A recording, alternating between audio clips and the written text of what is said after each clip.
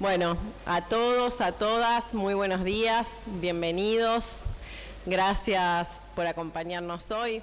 Vicepresidentes municipales, vamos a usar el término correcto. Personal del Consejo Deliberante, de la Cámara de Senadores. También nos acompañan acá nuestros concejales, el secretario de Gobierno. Así que bueno, muchas gracias a todos por estar hoy en esta capacitación. Una capacitación que se enmarca en el plan de capacitación interna que venimos llevando adelante dentro del Consejo Deliberante y en la cual siempre apuntamos a que sean capacitaciones de calidad, que se realicen por áreas específicas de acuerdo a la temática y por supuesto con docentes de excelencia como quien nos acompaña hoy. Y creemos también que además de permitir estas capacitaciones, fortalecer y que cada uno pueda adquirir nuevos conocimientos de manera individual, también es importante que lo trabajemos de manera colaborativa y que fomentemos el trabajo en equipo.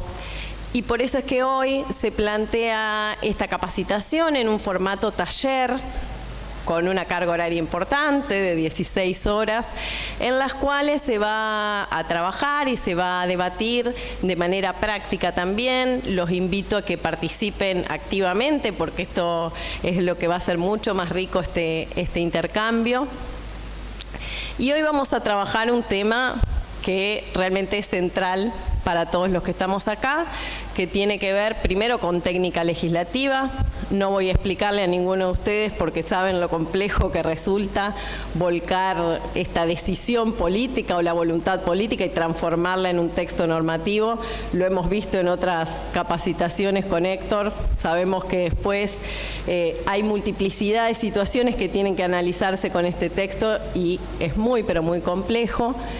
Y la otra cuestión es que vamos a hacerlo sobre la Ley 10.027. Ustedes saben que en Entre Ríos ningún municipio, hoy le comentaba a Héctor y me decía ningún municipio, no, ningún municipio de nuestra provincia cuenta con su propia carta orgánica y por lo tanto hoy nuestra ley rectora es la Ley 10.027.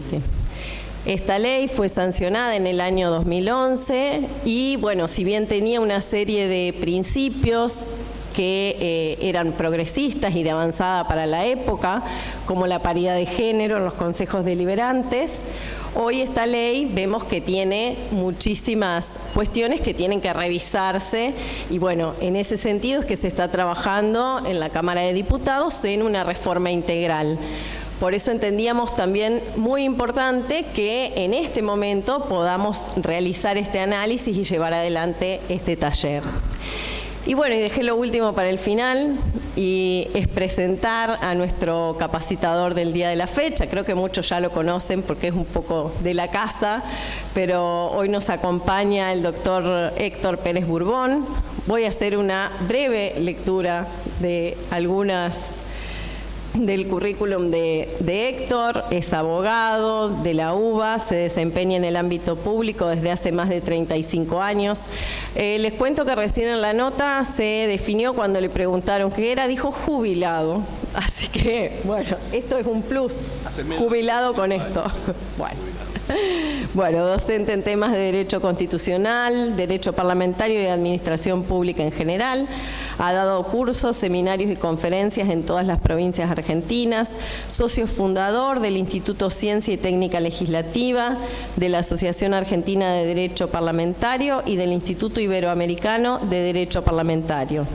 Integrante del Subcomité de Calidad Legislativa del Instituto Argentino de Normalización y Certificación, IRAM. Autor de un manual de técnica legislativa para entender al Congreso y de calidad legislativa. Para entender al Congreso también, ese no lo tenía presente. Además de numerosas publicaciones sobre esta temática. Pero más allá del currículum, yo lo que quiero resaltar es la forma de ser que tiene Héctor, porque es de una humildad y de una generosidad. Está ante cada consulta que le hacemos, no solo que nos contesta, bueno, acá con Irene, que Para cualquier tema en el que tenemos duda, le mandamos y enseguida no solamente nos responde, sino que además se ha tomado muchas veces el trabajo de hacer análisis específico y mandarnos hasta por escrito la consulta que le hacemos, y eso no se encuentra todos los días. Así que realmente es un orgullo y un placer que pueda estar hoy acá visitando nuestra ciudad. Y bueno, creo que ahora lo que nos queda es escuchar y sobre todo, como les decía hoy, participar activamente, porque creo que hay muchísimo de lo que hoy tenemos para escuchar y sobre todo muchísimo para aprender. Así que gracias a todos por estar acá. Y bueno, Héctor, te dejo.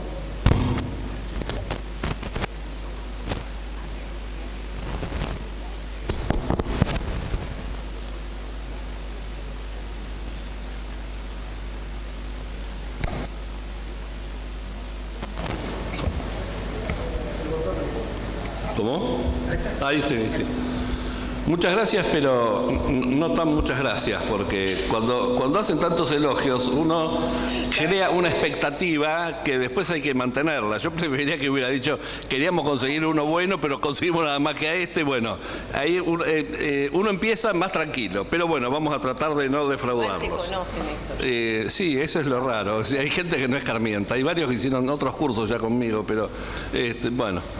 Bien, presencialmente esta vez y el año pasado, el anterior, creo que en noviembre del 2020, hicimos un seminario de técnica legislativa. Algunos de ustedes habrán estado, otros no.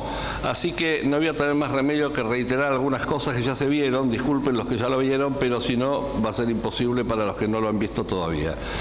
Y vamos a trabajar muy enfocado en lo práctico, sobre todo en, como dijo Andrea, en la ley de, no sé, porque yo he visto que se llama régimen municipal, se llama ley orgánica de los municipios, se llama nuevo régimen de los municipios de Entre Ríos, se llama de bastantes maneras, no sé cuál es el nombre verdadero, que este es otro problema que hay. Debería haber un nombre seguro que se refiere a esto, pero bueno, forma parte de la charla de hoy también. Vamos a hacer entonces un pequeño repaso. ¿Se alcanza a ver la pantalla? Sí.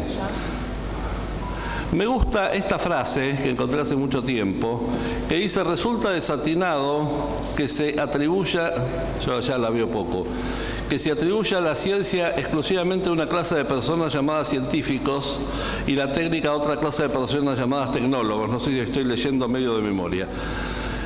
Lo que dice es que nadie que sea solamente un científico y no haya practicado eso va a poder hacer las cosas bien, va a ser un diletante, pero el técnico que no tiene un sustento científico de lo de atrás siempre va a ser un técnico de segunda mano, y dice algo así como imitador y jornalero.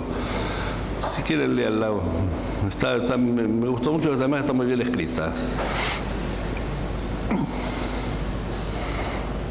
Lo interesante de esto, además de lo que dice, es dónde lo encontré, porque esto es de un trabajo de la Comisión de Energía Atómica, de José Megaría García Burr y otros, que es Estudio para la recuperación del cobre en la extracción de uranio. O sea, una cuestión muy técnica de la Comisión de Energía Atómica.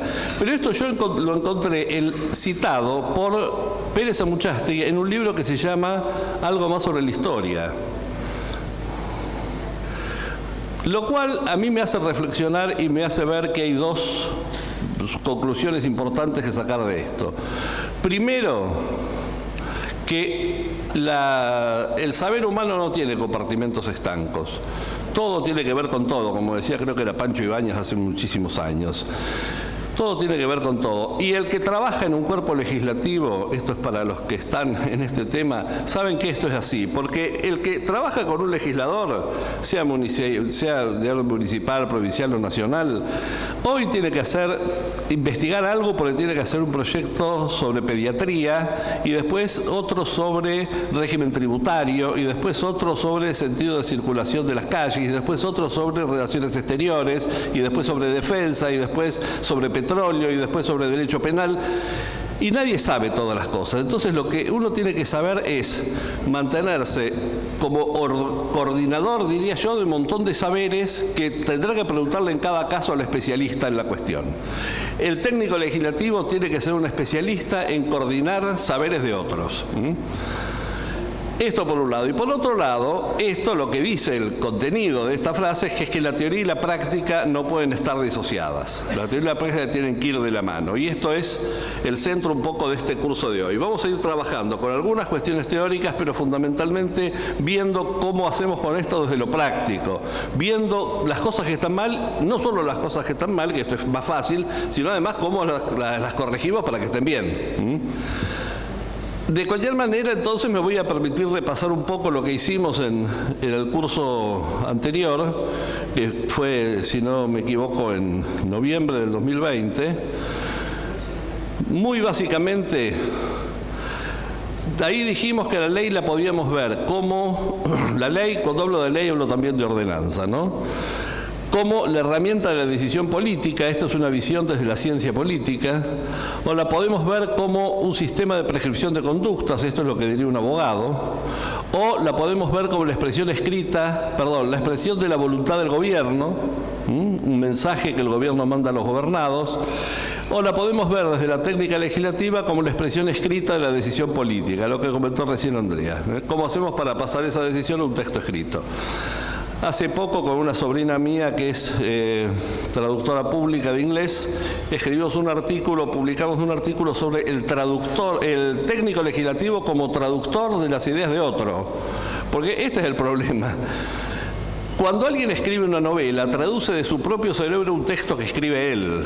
Y el que traduce esa novela parte del texto que escribió otro y lo transforma en un texto que escribe esta persona. Lo traduce a otro idioma, lo simplifica para hacerlo más para los chicos, lo que sea, pero ya tiene un texto. Del cerebro del otro pasó al texto del otro y del texto del otro pasa al texto mío. El técnico legislativo este paso intermedio no lo tiene, y entonces tiene que saber traducir desde el cerebro del legislador al texto que va a escribir él, y esto no es nada fácil. Si traducir es difícil, en general, traducir en estas circunstancias es más difícil todavía. Y esto es lo que nosotros tenemos que hacer.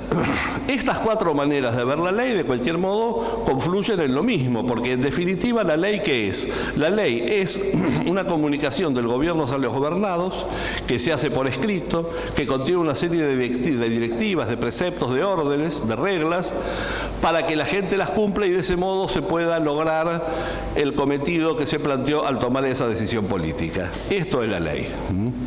Lo vemos de distintos lugares, pero es todo esto.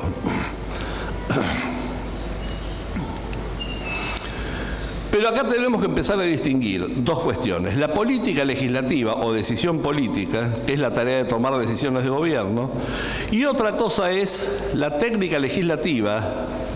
Esto anda...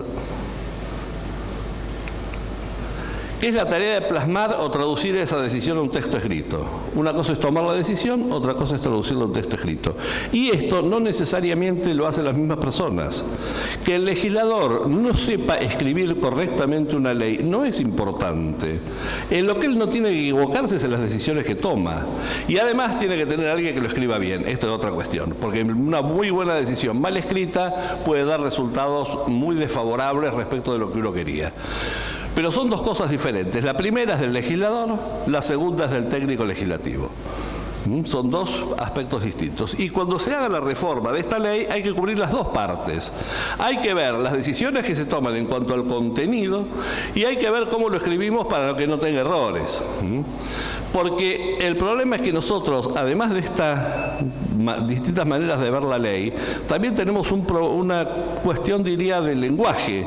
Nosotros indistintamente le llamamos ley al texto de la ley y al contenido preceptivo de la ley. A las dos cosas le llamamos igual. Cuando decimos la ley tal, nos referimos tanto al contenido como al texto, y no es lo mismo el contenido que el texto, son dos cosas diferentes. Sin embargo, usamos la misma palabra para referirnos a una y a otra. Entonces, esto es algo que tenemos que tener en cuenta. Hay un par de cositas más que se puede analizar desde la calidad, la relación entre texto y contenido, y además que detrás de esto siempre hay una decisión política que también hay que tenerla en cuenta, pero esto lo vamos a saltear porque si no nos vamos del tema. Y como además, ley lo usamos como sinónimo de ley, como sinónimo de norma, como sinónimo de lo que sea, en esta charla vamos a tratar de mantenernos con esta terminología. Le vamos a llamar norma al precepto jurídico unitario, le vamos a llamar ley al conjunto de normas que se aprueban de una sola vez, y le vamos a llamar, por ahora sin distinguirlo, mañana lo vamos a distinguir, legislación, orden jurídico y sistema jurídico a todo el conjunto de normas que andan dando vueltas por ahí y que alguna vez se crearon, menos las que se eliminaron, más una serie de cosas y menos una serie de cosas que no es tan fácil como poner derógase todo lo que se oponga a la presente. Nosotros trabajamos en general sobre la ley entendida como el conjunto de normas que se aprueban de una sola vez. Sea una ley en sentido formal, sea una ordenanza, sea un decreto, sea una resolución, o sea un convenio colectivo de trabajo, que también son una serie de reglas que se aprueban en un convenio, o sea el reglamento de personal de una empresa, o sea lo que sea. ¿Ustedes saben jugar al truco? Algunos, ¿quiénes? Levanten la mano los que saben jugar al truco. Bien, escriban el reglamento, dénselo a uno que no sabe a ver qué pasa. Porque una cosa es saber las reglas y otra cosa es saber escribirlas. No es lo mismo, si no pregúntenle a los que hicieron el Código Civil y Comercial. Bien, porque hacer una ley es fácil. Hacer una ley es fácil. Tan fácil como hacer un asado o manejar. Lo difícil es hacer bien una ley. Como es difícil hacer bien un asado, es difícil manejar bien. Hacer una ley es fácil, pero no es fácil hacer bien una ley. Y para eso tenemos que tener en cuenta cuándo va a estar bien hecha la ley. Bueno, el doctor Ubertone ha hecho un trabajo muy interesante, digamos, sistematizando los requisitos del texto normativo, las cualidades del texto normativo.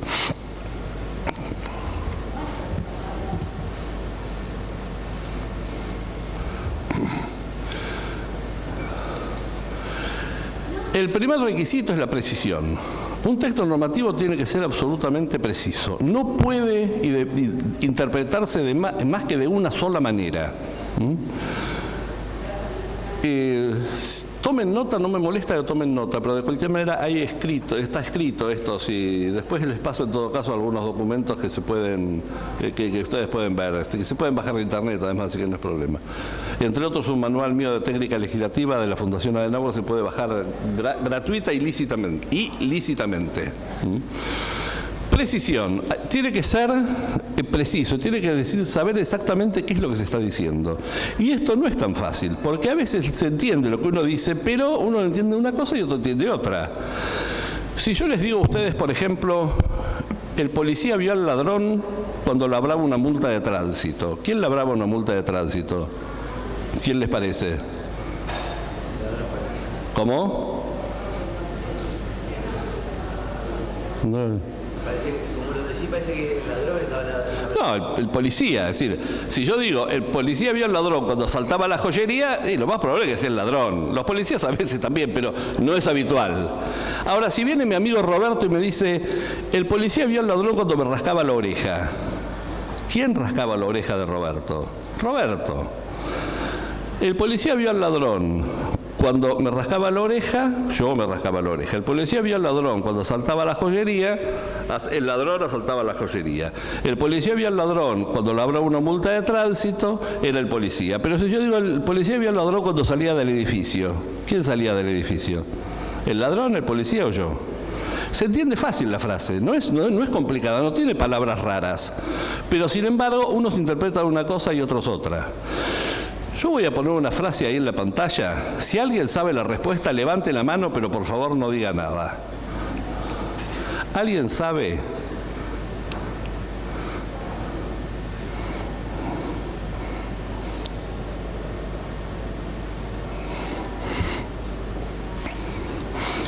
¿Y alguien sabe?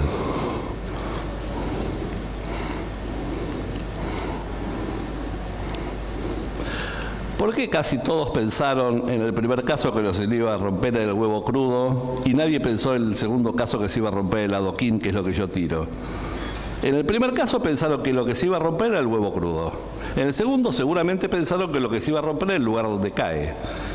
¿Cómo se puede arrojar un huevo crudo sobre un piso de cemento sin que se rompa? Como quieran, porque nunca un huevo crudo va a romper un piso de cemento. La estructura de la oración es exactamente la misma y sin embargo el cerebro apunta para un lado o apunta para el otro y esto es muy difícil de manejar, es muy difícil de manejar para que no haya ninguna duda. Esto es una cosa que hay que cuidar porque en las leyes, una vez que uno largó el texto, quedó ahí. Y si la gente lo interpreta de una manera o de otra, entonces este mensaje que manda el gobierno a los gobernados ya no va a ser unívoco. Y entonces estas cosas que el gobierno quiere que la gente haga no van a ser todas las que el gobierno quiere. Algunos van a hacer otras, van a hacer otras. Y conseguir esa decisión política, que se lleve a cabo esa decisión política que se tomó, a lo mejor no se logra. Además de precisión, el texto tiene que ser claro. A veces se escriben leyes y uno no sabe si el que escribió este proyecto es un legislador, o es un ayudante de un legislador, o es alguien que quiere competir por el Premio Nobel de Literatura. No es así. Hay que escribir claro para que lo entienda la gente. Las leyes están hechas para aumentar el bienestar de la población, no para prestigio del que hace el proyecto o del cuerpo legislativo que aprueba ese proyecto. Por supuesto, esto me lo habrán escuchado en la clase anterior. Si uno quiere hablar en difícil, se puede. Hay un poema de un tal Somoza que dicen que lo escribió para forzar a sus alumnos a que usaran el diccionario. Se llama Romance a una coqueta. Y dice: eres saga parancera y dejan enteleridos tus ojos para disleros los pájaros en los nidos. El oto perchado cae el altamud que pasa, que es tu balcón arañuelo y se trairía a tu casa. Muy largo el poema, muchas estrofas termina diciendo: pero anáglifo tu pecho de algún recoquín será y amante del paletoque la pancarpia ganará. Por supuesto, la niña cayó rendida a los pies del poeta con esto, o no, porque no se entiende. Bueno, las leyes no hay que escribirlas así. Tampoco en un lenguaje chabacano. Ahora se ha puesto bastante de moda el tema del lenguaje claro y cosas por el estilo. La vez pasada, charlando sobre este tema con un grupo de gente, yo les decía, una cosa es, no hablemos de locomóviles si podemos decir automóvil, pero digamos automóvil, no digamos tutú. Babau, no, perro. Tampoco tan fácil que lo entienda un pibe de 3 años, porque esto lo hace muy poco preciso también. Conrado Nalerrojlo decía que la diferencia entre un reo de barrio y el escritor Enrique Larreta, el autor de La Gloria de Don Ramiro, es que mientras un reo de barrio diría, aunque no tengo ragú, algo me mandaría a la bodega, Enrique Larreta diría, maguar mi apetencia pluguera me llantar un pernil de palomino, sí que unas alubias. Ni una cosa ni la otra. Escribamos claro, bien, fácil, sin usar palabras rebuscadas, y esto es mucho más seguro también. Y por último, un tercer componente o la tercera cualidad es la concisión. Cuanto menos palabras escribamos, más fácil es que no nos equivoquemos y que no haya problemas de interpretación rara. Porque el idioma, yo les aclaro que no soy políglota, soy demiglota, castellano y a medias, pero creo que en cualquier idioma hay una particularidad.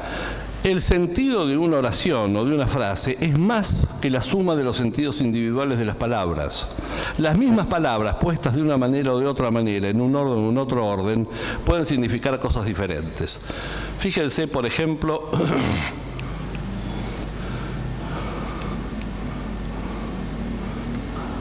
veo todo lo que como. ¿Qué pasa si cambiamos de lugar estas dos palabras? Como todo lo que veo, no es lo mismo.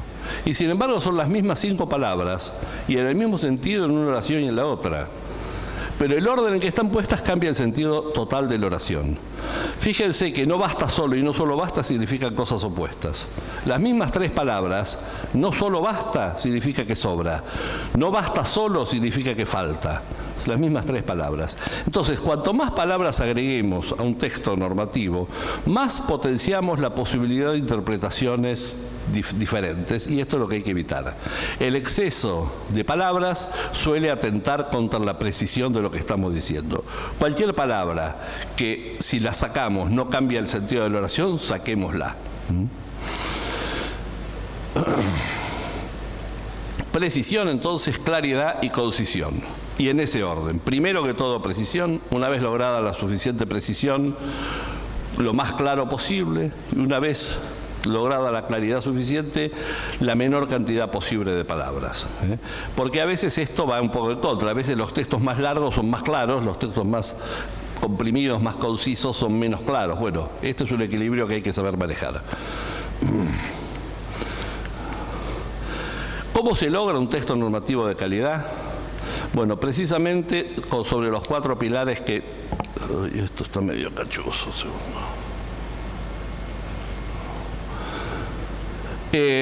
Cumpliendo con las reglas de técnica legislativa, o sea, con las reglas del buen arte en materia de estructura del dispositivo normativo. Como yo tengo una serie de normas en una ley, acuérdense, norma es el precepto jurídico unitario, ley es el conjunto de normas, yo tengo que escribir primero algunas y después otras, tengo que ordenarlas de alguna manera, tengo que agruparlas de alguna manera. Bueno, estas son todas reglas de estructura que no vamos a verlas acá, más que muy por arriba, pero sí vamos a ver en ejemplos concretos de la ley cosas que están mal en materia de estructura. Reglas de redacción. Obviamente las vamos a tener que escribir en castellano y por lo tanto tenemos que tener determinadas reglas de redacción que hay que cuidar. Lógica de los sistemas normativos es otro de los pilares de la técnica legislativa. ¿Por qué? Porque si yo tengo muchas normas, tengo que cuidar que no sean contradictorias entre sí, por ejemplo. Que no haya huecos, que no haya cosas que no se sabe cómo son, que no se digan las cosas más de una vez. Y dinámica de la ley y la legislación, que es lo que veremos mañana por la tarde, si Dios quiere, que es de qué manera armo yo las cosas para introducir esto en un sistema más grande. Porque acuérdense que hablamos de que trabajamos sobre la ley, pero existe un sistema jurídico, orden jurídico, legislación, que esa ley que estamos haciendo no la hacemos para que quede suelta en el espacio, sino que la vamos a meter en el sistema. Para meterla en el sistema correctamente tenemos que cumplir con algunas reglas de recortar lo que había para que la pieza del rompecabezas quepa exactamente bien. Estos 4 pilares de la técnica legislativa, ¿cómo se relacionan con lo que dijimos? Bueno, por un lado, nuestro objeto de trabajo es la ley, dijimos, ¿no? La redacción tiene que ver con cada norma y con la ley en total. Nosotros vamos escribiendo cada norma, hacemos un texto para cada norma, que esto es lo que después va a ser el artículo, como vamos a ver, pero cada una de las normas y entonces va a quedar escrita la ley completa. Los temas de estructura también tienen que ver con la norma, porque hay reglas que tienen que ver con cada norma. Por ejemplo, que en cada artículo no tiene que haber más de una, que los artículos tienen que tener epígrafe y algunas otras cosas más. Y además con la estructura general de la ley, que es cómo lo dividimos en capítulos, en títulos, en partes, etcétera, etcétera. La lógica de los sistemas normativos no tiene que ver con cada norma, porque una sola norma no puede tener problemas lógicos. Los problemas lógicos aparecen cuando hay más de una norma, que pueden ser contradictorios o algo por el estilo. Y sí con el sistema en general. Porque precisamente la dinámica es lo que me hace meter la ley en el sistema sin mayores inconvenientes. Redacción normativa. Muy rápidamente, algunas reglas.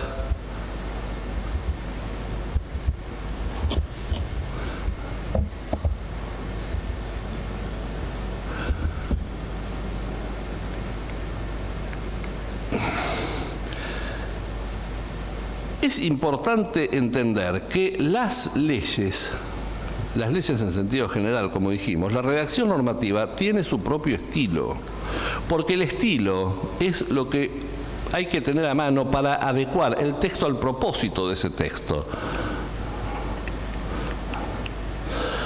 No se escribe igual una carta de amor que una arenga patriótica. No se escribe igual una novela policial que un tratado de física. Cada uno de estos textos se escribe de una manera distinta. Cada uno tiene su propio estilo.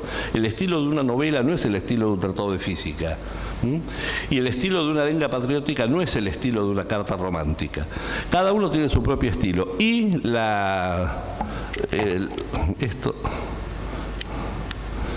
andamos mal con la tecnología hoy, ¿eh? La redacción normativa entonces tiene su propio estilo. Algunas cosas del estilo normativo, homogeneidad. Hay que tratar de mantener ciertos clichés homogéneos de redacción. Fíjense, esto es del nuevo Código Civil y Comercial, que yo agradezco profundamente que lo hayan escrito, porque yo tengo para varias generaciones de no tener que inventar problemas de técnica legislativa. Ahí ya hay suficientes. Para que tengan una idea, en los primeros 8 artículos hay 19 errores. Así que imaginen lo que hay en el resto. Fíjense, estos son 4 artículos del Código. Los 4 dicen concepto, lo cual está mal, porque no es concepto, sino que es definición, porque las definiciones de un texto legal son definiciones estipulativas, no definiciones conceptuales. Las definiciones de un texto legal es, cuando yo uso esta palabra me refiero a tal cosa, no es una definición que busque desentrañar la esencia de la cosa, que eso sería una definición conceptual.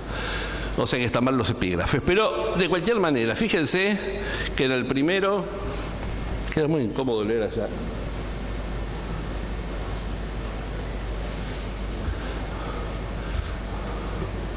No alcanzo a ver Pero me voy a parar. No, me paro yo acá. Lo que pasa es que voy a necesitar un micrófono de mano.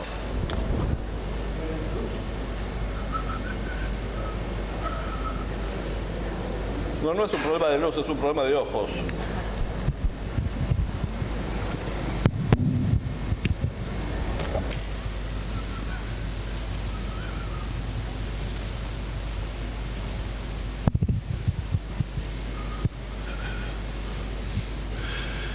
En el primero, el contrato de leasing habla de dador y de tomador. En el segundo, que es el contrato de mutuo, habla de mutuante y mutuario. Después se cansaron, una parte y otra parte. En comodato y en donación, una parte y otra parte. Si hablamos de mutuante y mutuario, hablemos de donante y donatario. ¿Por qué una parte y otra? Lo mismo, fíjense cómo están armados. Hay contrato, en el contrato de leasing tal cosa, hay contrato de mutuo tal cosa, después hay comodato, hay contrato de comodato, hay contrato de donación. La homogeneidad ayuda a la precisión. Cuanto más homogéneas se escriban las cosas, más fácil es tener precisión en lo que se está diciendo. Otra característica del texto normativo, del estilo normativo, es que hay que eliminar las cuestiones emocionales, digamos, connotaciones emocionales. Fíjense esta ley de San Juan. Corresponde a la Dirección de Fomento de la Actividad Artesanal preservar y desarrollar el noble quehacer de los artesanos. Esto no tiene que estar en la ley. Será noble o no será noble, pero no tiene que estar en la ley eso. Evitar el lenguaje coyuntural. Lo que les decía, no hablemos con palabras rebuscadas, ni rebuscadas de antes ni rebuscadas de ahora. Una ley de Córdoba. El Estado provincial adoptará los principios de reingeniería, reinvención del Estado, Estado cristalino. Esto a lo mejor ahora más o menos se entiende, pero yo no sé si dentro de 20 años se va a entender. Y a lo mejor dentro de 20 años la ley sigue estando. Y esto es un problema. No usar sinónimos. Yo les decía recién, por ejemplo, ¿cómo se llama la ley? Régimen municipal, ley orgánica de municipio. No usemos la misma palabra o el mismo conjunto, la misma locución para definir las cosas. No usemos a veces una palabra y otra vez otra, porque alguien va a decir, no, si acá dice tal cosa y acá dice tal otra cosa, es porque hay tal diferencia. Por ejemplo, la Ley de Empleo Público de la Ciudad de Buenos Aires, cuando habla de la licencia por maternidad, en el primer párrafo habla de parto, pero en el segundo dice si el alumbramiento se adelanta. ¿Es lo mismo? No sé si médicamente es lo mismo o no, pero alguno va a encontrar alguna diferencia. Si es la misma cosa, usemos la misma palabra. Y si no es la misma cosa, digamos cuál es la diferencia. Pero tampoco hay que usar homónimos.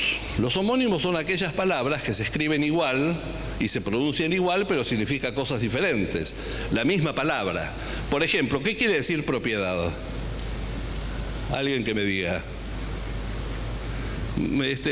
Intervenga, porque si no esto es aburridísimo. ¿Qué quiere decir propiedad? Nadie sabe, ¿escucharon?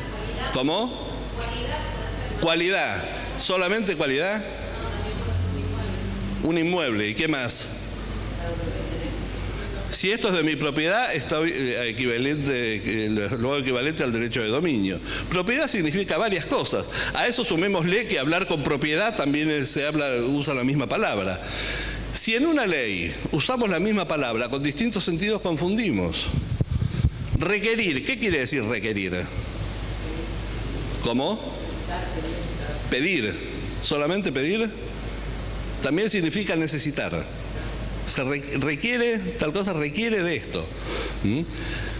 Hay un artículo, no lo copié para no hacerlo tan largo, pero hay un artículo del Código Civil que utiliza requerir en los dos sentidos en el mismo artículo. No. Y que después, ¿cómo hacemos para saber en qué lugar le estamos necesitando o solicitando? El tema de los signos de puntuación se le da muy poca importancia y son muy importantes al momento de saber qué es lo que se está diciendo.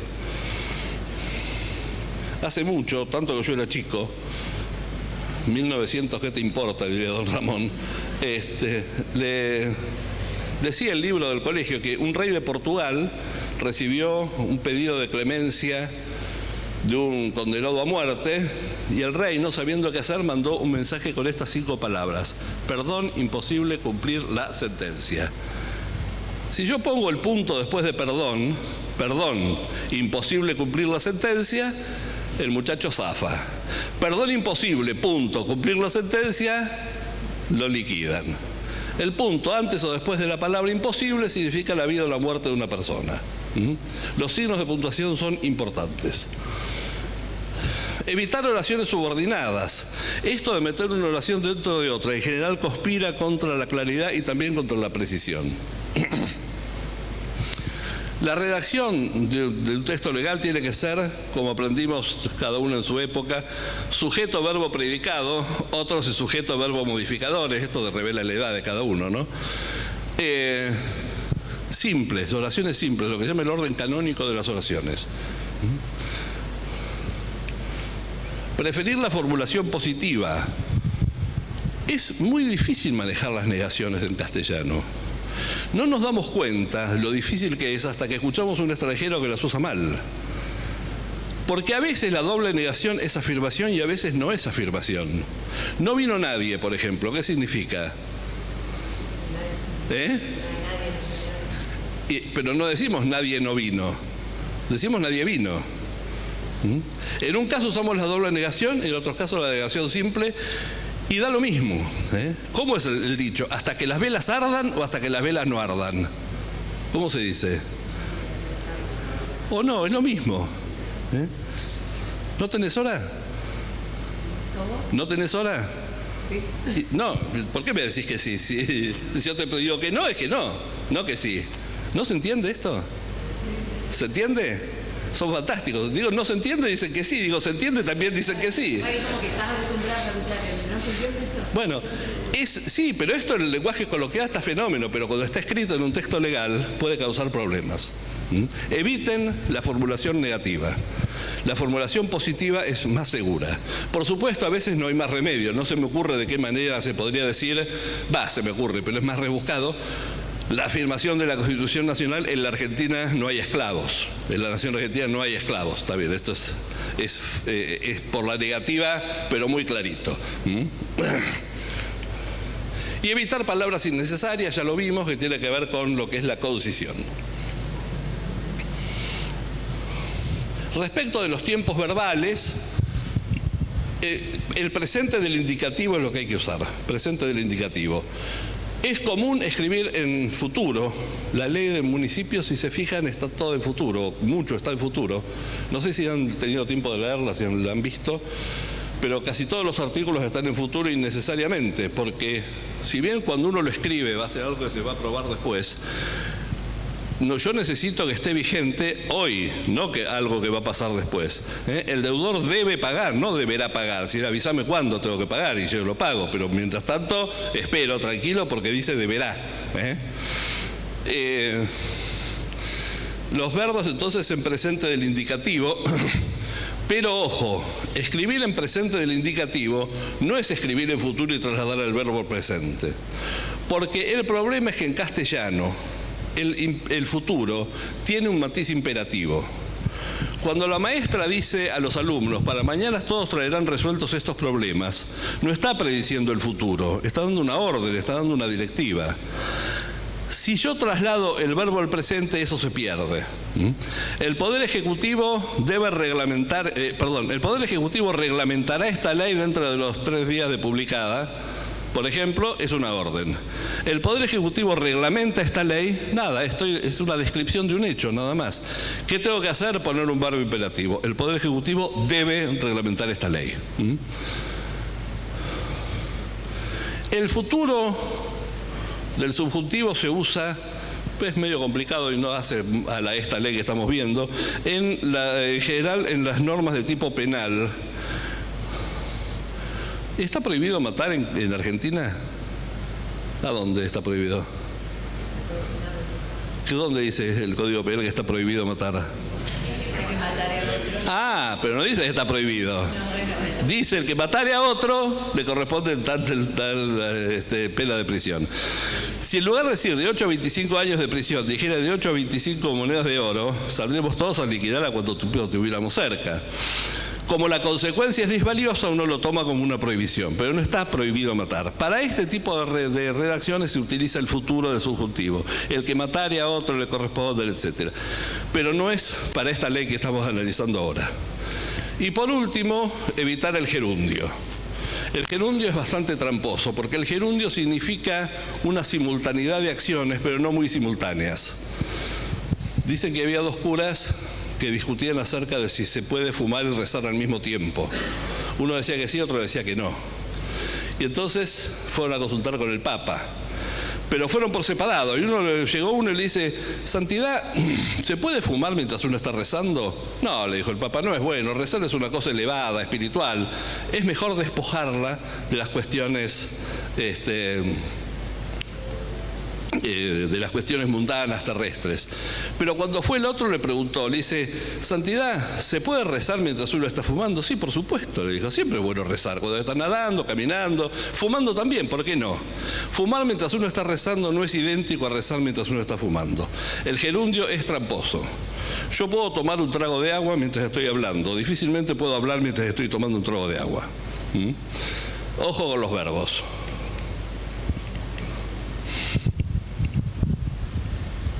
Otro tema, estructura. Vimos algo de redacción, repasemos algo de estructura.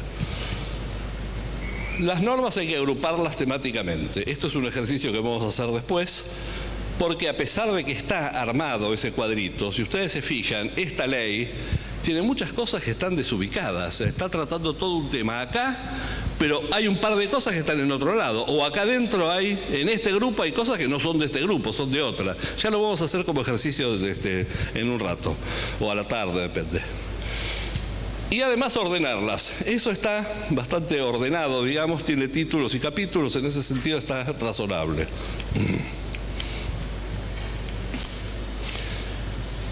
Separada, como dijimos, en títulos y capítulos y demás, tienen nombre, eso también está bien. Cada una de esas cosas tiene que tener nombre. El nombre de la ley es incierto, como les dije. He encontrado por lo menos 3 nombres distintos en las distintas publicaciones. No sé cuál será. El único nombre de la ley es el que se aprueba cuando se aprueba la ley. Me parece que la fórmula de sanción que tiene Entre Ríos es la legislatura de Entre Ríos sanciona con fuerza de ley. Creo que dice, ese es el texto, que hay que ponerlo porque está en la Constitución. O el Senado y la Cámara de Diputados. No, me parece que es la legislatura. Si dice la legislatura de Entre Ríos aprueba con fuerza de ley y después hay un nombre, ese es el nombre de la ley. Si no, el nombre se lo puso el que lo publicó en el boletín oficial o alguien más. El famoso Código Civil y Comercial no se llama Código Civil y Comercial, no está puesto el nombre de Código Civil y Comercial en el texto que aprobaron. Y otra cosa, sí, cada artículo tiene que tener su nombre, que es lo que llamamos epígrafe. Esta ley no tiene ningún epígrafe. Si ustedes se fijan, ningún artículo de la ley de municipios tiene un nombrecito, que eso sirve para hacer un índice de la ley. Fíjense, los que son abogados saben qué fácil es encontrar las cosas, por ejemplo, en la ley de contrato de trabajo, que tiene, cada artículo se llama de una manera. Si eso está bien hecho, uno sabe, está buscando algo y dice, ah, esto está acá. Sí.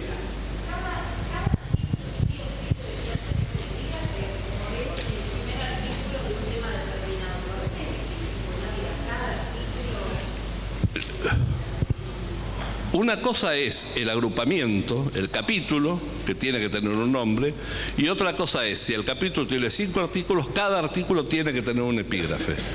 Sí, porque así vos podés hacer el índice de la ley y encontrar las cosas. Si no, seguramente está acá, pero si ese capítulo tiene 15 artículos, tenés que leer los 15 para saber cuál es el que estás buscando.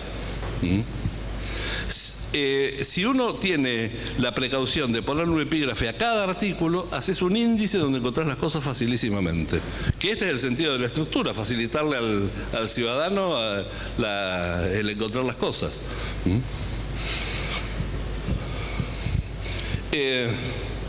Bueno, como dijimos, otros temas de estructura, artículos uninormativos. Si hablamos de que una cosa es el texto y otra cosa es el contenido preceptivo, nosotros distinguimos, la unidad de texto es el artículo en nuestro sistema, en otros sistemas no. En los tratados internacionales, por ejemplo, el artículo tiene muchas cosas adentro. En nuestro sistema el artículo es la unidad de texto. La unidad de contenido es la norma, pongamos una norma en cada artículo y vamos bien llevando las dos cosas parejitas, texto y contenido. Artículos uninormativos. Todos los artículos, cada artículo tiene que contener una sola norma y la norma tiene que estar completa en un solo artículo, no un pedacito por acá y otro por allá. El tema de los incisos, vamos a ver algunas cosas de la ley con el tema de incisos. Es importante cuando uno hace una enumeración porque resulta más fácil referirse a eso.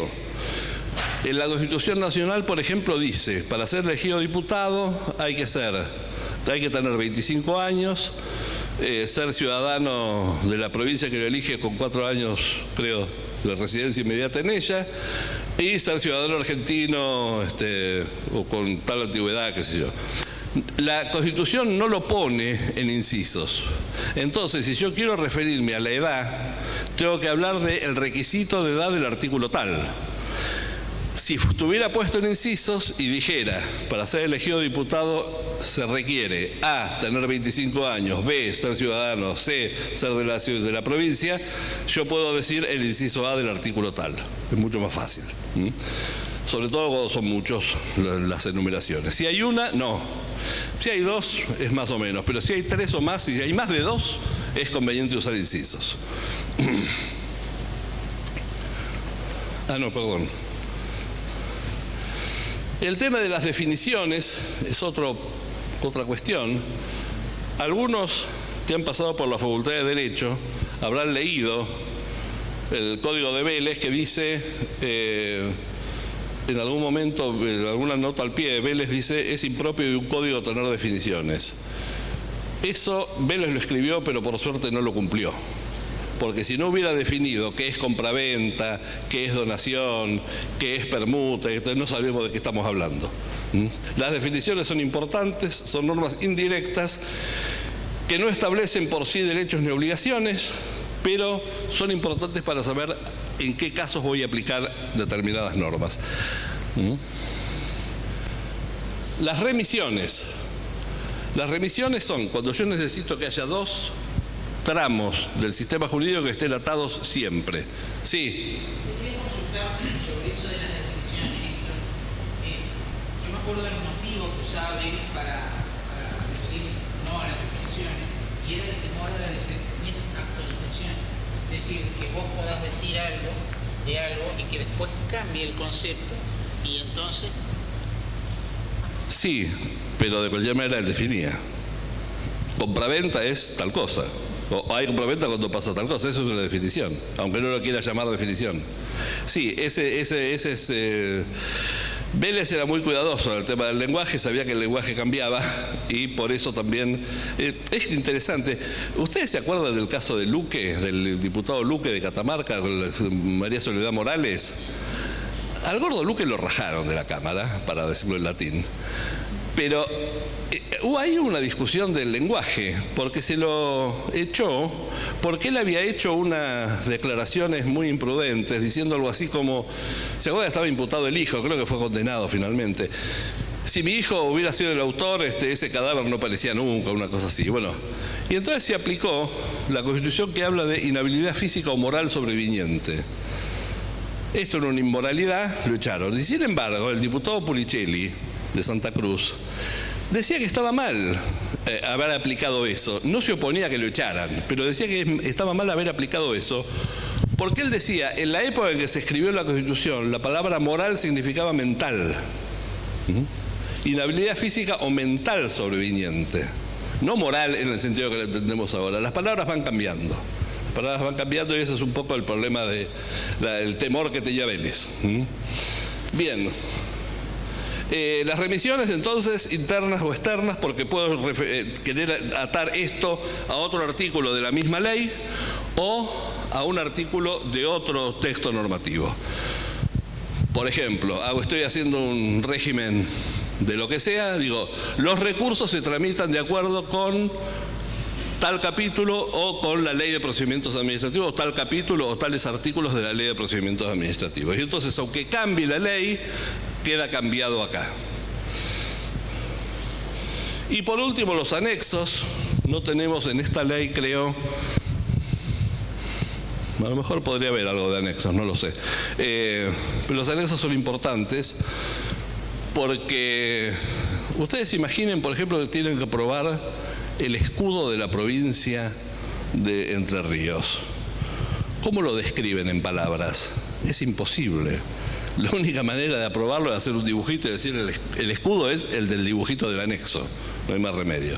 Los anexos se usan también para listas largas, para no escribir artículos tan enormes, por ejemplo, se remite a un anexo. La ley de presupuesto tiene todos los anexos con las partidas presupuestarias y demás. Sí, los anexos también forman parte del tema de la ley. En esta ley en particular, no sé si habría alguna necesidad de poner anexos, no estoy muy seguro. Y por último, vamos a ver qué pasa con la aplicación de la ley, porque la ley, fenómeno, todo muy lindo, pero de último esto va a terminar en los tribunales y acá nos vamos a encontrar con que el juez va a ser el que va a tener que decidir qué es lo que sucede con esto. ¿Qué es lo que hace el juez? Analiza lo que sucedió. Después analiza lo que dice la ley y comparando lo que sucedió con lo que dice la ley, el juez dicta su sentencia. En función de esa comparación, el juez dicta su sentencia. ¿Qué le puede pasar al juez en este tema? ¿Cuáles son los problemas que puede tener? Los problemas son muchos, pero básicamente se reducen a dos. Uno, que no se sepa bien qué es lo que pasó. Porque los testigos son contradictorios, las pruebas no son concluyentes, no se sabe bien qué es lo que sucedió. Esto al juez en realidad no le importa, porque el juez no juzga las cosas que sucedieron. El juez juzga lo que dice el expediente que sucedió. El juez juzga el caso del expediente, no el caso real. Si yo pagué y perdí el recibo y no puedo probar que pagué, el juez va a decir usted no pagó y listo.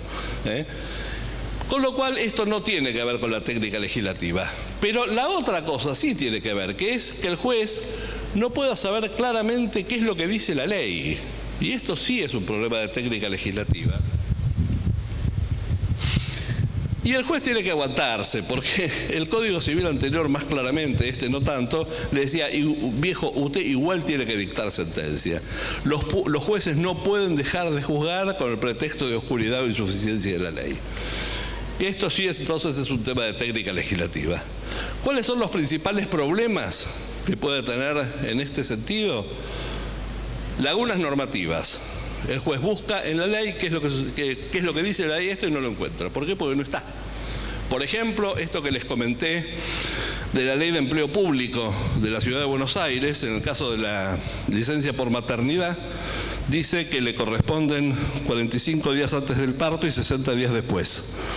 Ahora, ¿qué pasa? Una vez que empezó la licencia, el parto se puede adelantar.